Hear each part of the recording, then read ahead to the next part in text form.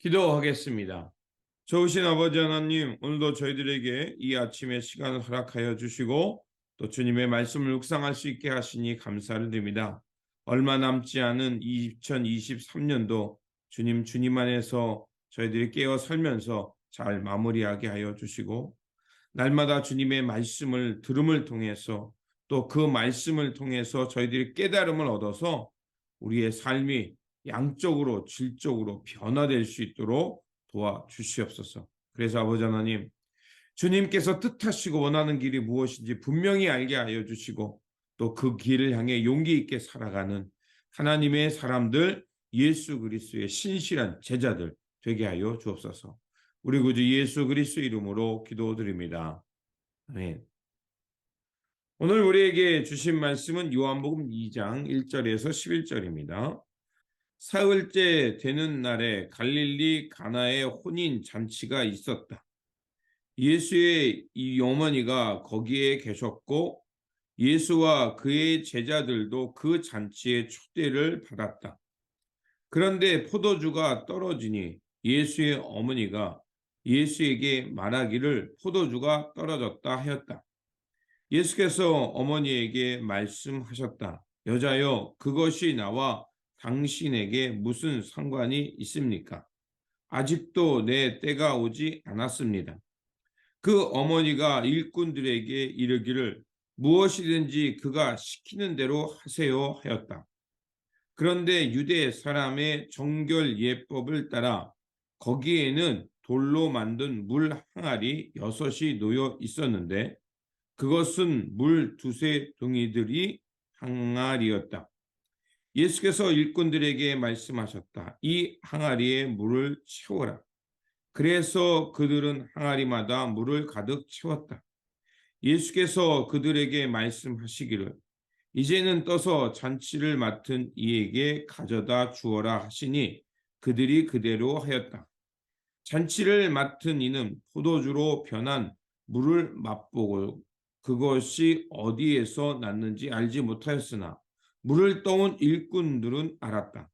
그래서 잔치를 맡은 이는 신랑을 불러서 그에게 말하기를 누구든지 먼저 좋은 포도주를 내어놓고 손님들이 취한 뒤에 덜 좋은 것을 내놓는데 그대는 이렇게 좋은 포도주를 지금까지 남겨두었구려 하였다. 예수께서 이 첫 번 표징을 갈릴리 가나에서 행하여 자기의 영광을 드러내시니 그의 제자들이 그를 믿게 되었다. 아멘. 오늘 본문 말씀은 예수님께서 가나의 혼인잔치에서 첫 번째 표징을 행하시는 말씀입니다. 예수님께서는 가나의 그 혼인잔치에 참여하게 됩니다. 그리고 예수님의 어머니는 거기에 계셨고 예수님과 제자들도 그 잔치에 참여하게 됩니다. 여기서 그 혼인잔치라는 것은 바로 천국의 기쁨과 흥을 말하는 거죠. 그런데 흥과 기쁨이 넘쳐야 될 그 잔치에 바로 그 잔치를 흥겹게 하는 포도주가 떨어졌던 것입니다. 포도주가 떨어졌다는 것은 그 혼인잔치의 위기가 찾아왔다는 것입니다.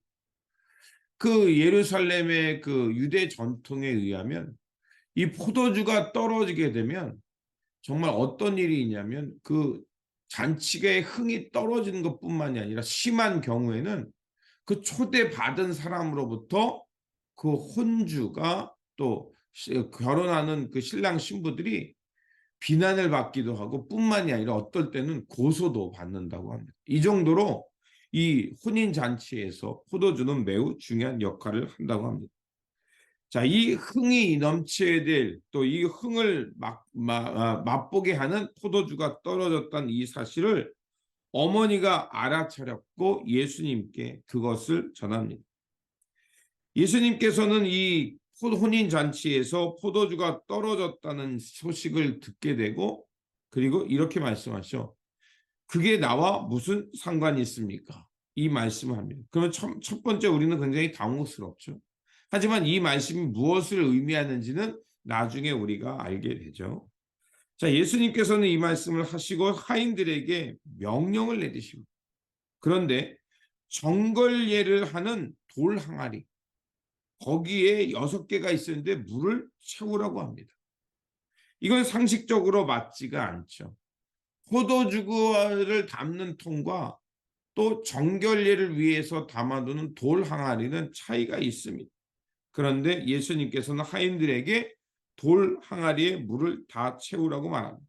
그리고 그것을 다 하인들이 행하자 이제는 그 하인들에게 명령하기를 그 돌 항아리에 있는 그것을 떠서 연회장을 주최하는 연회장에게 갖다 주라고 말합니다.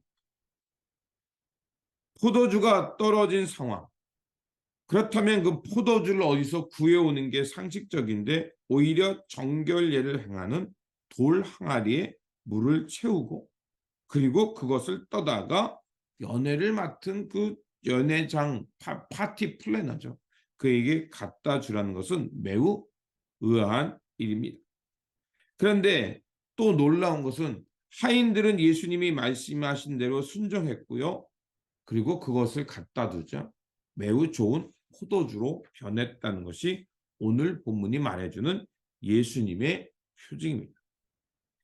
이 말씀은 바로 주님의 말씀을 통해서 우리 가운데 어떤 변화가 일어나고 있는지, 이 변화를 통해 지금 말하고 있는 것이 무엇인지를 우리에게 말해주고 있습니다.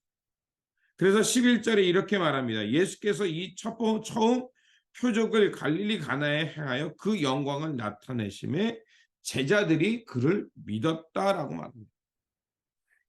표징이라는 건 세메이온입니다.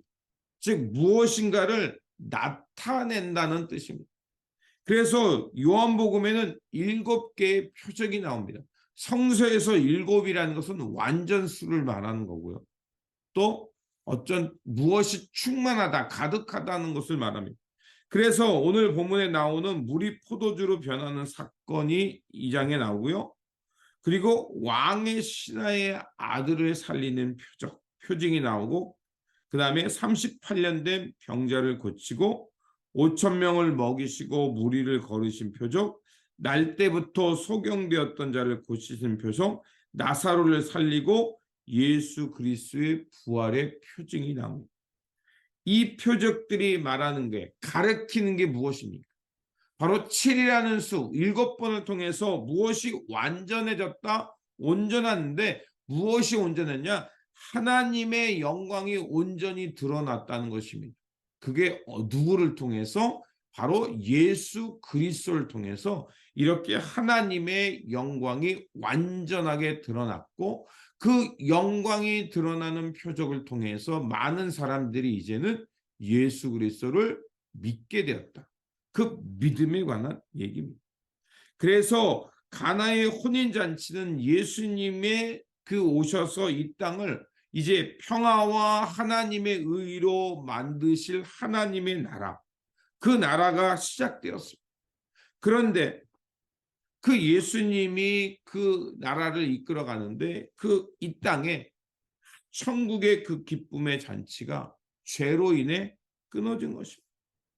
그 끊어졌던 일들, 그 일이 예수님을 통해서 예수님의 표징을 통해서 다시 회복되고 그리고 그 구원의 기쁨이 다시 시작됐다는 것을 말합니다.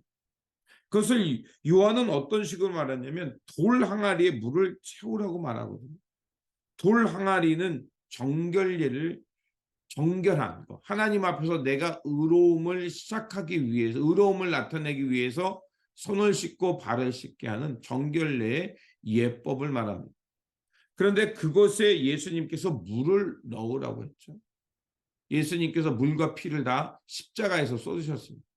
그리고 종들이 물을 채우라는 그 말씀에 순종해서 물을 다 채우자 정결례를 행하는 돌 항아리가 포도주로 변한 겁니다.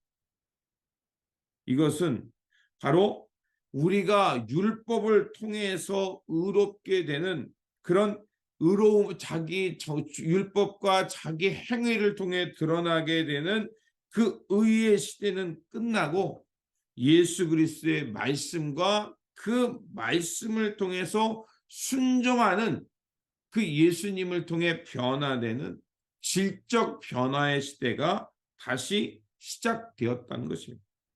진정한 천국의 기쁨, 하나님 나라의 혼인잔치의 기쁨을 맛보는 길은 바로 예수 그리스도의 말씀에 순종하며 그 예수님의 물과 피로 거듭나야만이 질적 양적 변화가 일어나고 천국의 기쁨을 누리게 된다는 것입니다.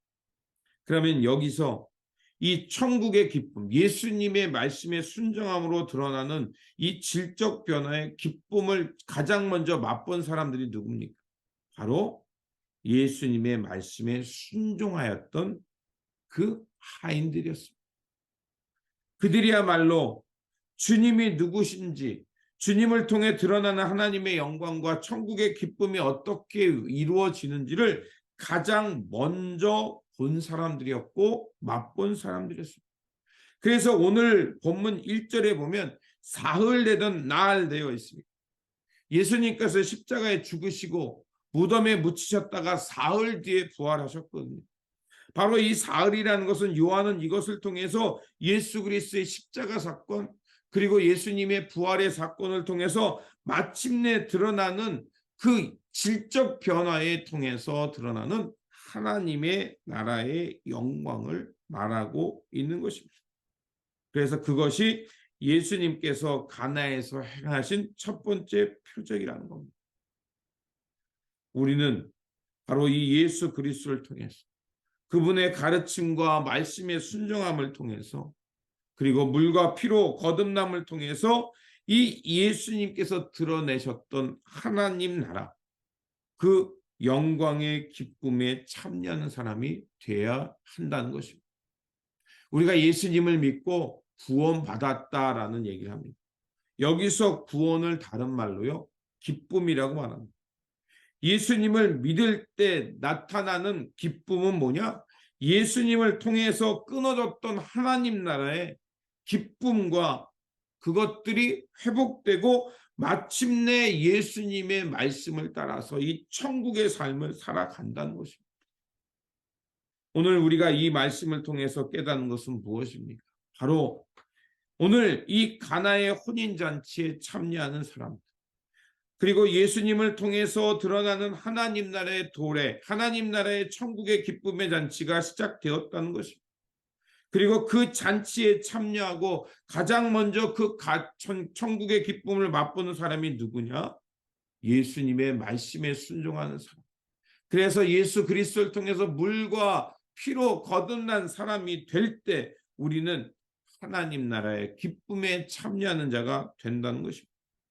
그렇게 오늘도 우리에게 주어진 이 삶의 자리에서 자기의 내 노력, 내 실력으로 무엇인가 이루고 그것에 만족하려고 했던 세상이 만들어 놓은 방식이 아닌 바로 그 방식을 예수 그리스도의 십자가 앞에 내려놔서 예수님의 십자가의 보혈과 그 부활을 통해서 새롭게 변화될 때 우리는 우리가 그토록 원하는 생명, 그 참 생명을 얻을 뿐만 아니라 그 생명을 얻음을 통해서 하나님 나라의 기쁨에 참여하는 자가 될 수 있다는 것입니다.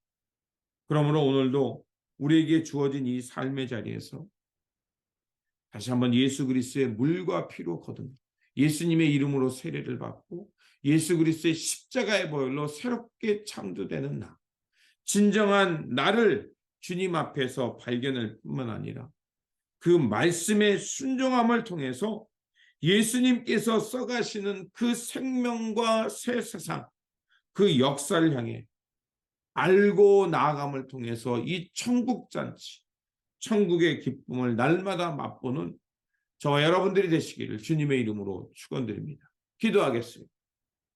천국의 기쁨을 회복시켜 주시는 하나님, 예수님을 통해서 끊어졌던 천국의 기쁨이 회복되었음을 알게 하여 주셨습니다. 그 길은 세상의 사람의 욕망으로 이루어지는 것이 아니라 예수 그리스도의 물과 피로 거듭나야저만이 가능해짐을 보았습니다. 그러하오니 오늘도 우리 주 예수 그리스도를 통해서 다시 한번 새롭게 되게 하여 주시고 주님의 말씀에 순종함을 통해서 우리의 삶이 양적으로 질적으로 변화되게 하여 주옵소서. 그래서 날마다 예수 그리스도를 통해 드러난 하나님의 영광과 생명을 맛보며 천국의 기쁨에 참여하는 우리 모두가 되게 하여 주옵소서. 뿐만 아니라 이 천국의 기쁨을 우리뿐만 아니라 나만 즐기는 것이 아니라 이 땅에 그 예수 그리스도를 전함을 통해서 천국의 기쁨을 이 땅에 흘러넘치게 하고 많은 사람들에게 이 복음을 전함을 통해서 구원의 기쁨을 맛보게 하는 우리의 삶의 자리가 되게 하여 주옵소서. 우리 구주 예수 그리스도의 이름으로 기도드립니다. 아멘.